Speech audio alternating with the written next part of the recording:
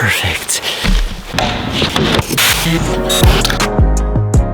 The saddest yet most happiest Christmas tree in the world. Check that out.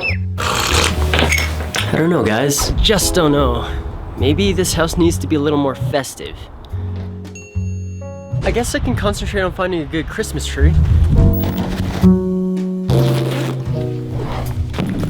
Maybe we can search the ravine near my house.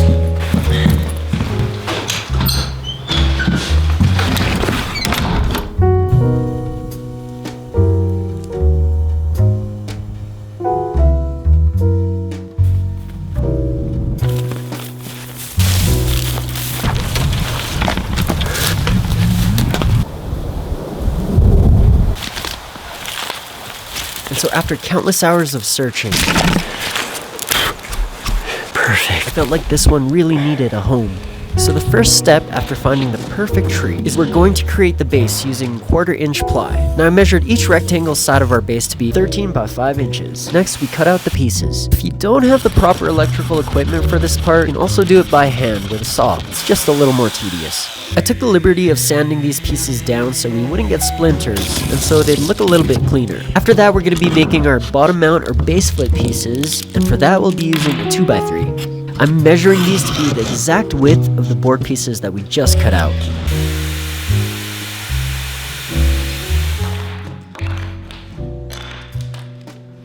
I also ended up cutting out 2 more smaller pieces for the bottom board for more stability. This I cut out using a thinner ply. Now we glue. We're just using regular wood glue for this part. Dries pretty fast. And of course, we measure for good measure. Just making sure the boards are aligned and centered. Once you're confident that it's pretty centered, you can glue those pieces together. Now drill a hole snug enough for the base of our tree.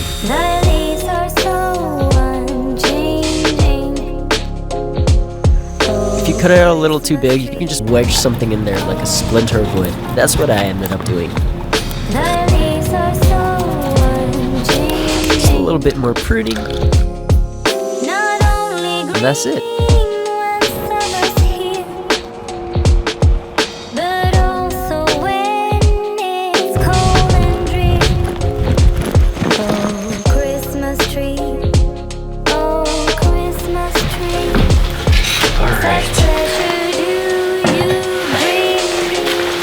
Well, what do you think? I still feel like this is missing something though. I know the perfect thing.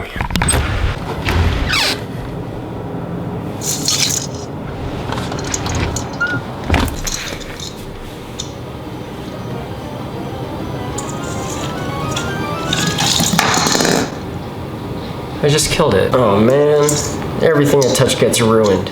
With care. Voila!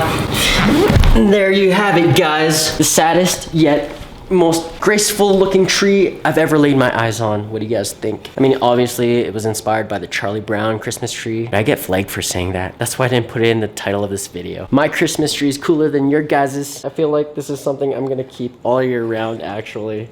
And it smells like fresh pine. Not really. Oh man, that is actually so beautiful. Impressive.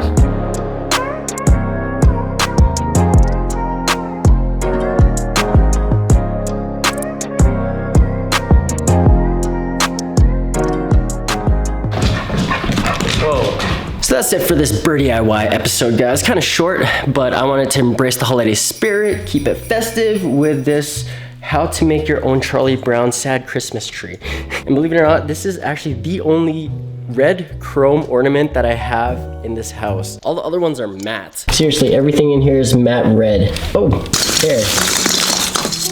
No, that's too small. But since I found these ornaments, I'm feeling like I should go outside and decorate that tree. I was gonna say the big pine tree, but it'll probably only cover like a quarter of one side, so not worth it. All right, friends, I think that's it for us for this video. This DIY, how to make your own Charlie Brown Christmas tree. Before I leave you guys, just wanna wish you all a Merry Holidays. Hope you're all enjoying the Christmas season. It's going by so fast, like November, gone. December, we're already halfway, which is crazy. But hopefully Santa's good to all of you guys. And if you are Santa, Hopefully you're good to the people around you. No Scrooges this season, okay guys? And also, this is what I've been telling everybody around me. Start your 2022 early. Don't make those New Year's resolutions for the new year. It's that famous saying, the best time to plant a tree was 20 years ago and the next best time is now, this instant. So go out there and plant your proverbial tree. All right, guys, Merry Christmas. Appreciate y'all for joining me on this D.I.Y, and hopefully we see you on the next art video.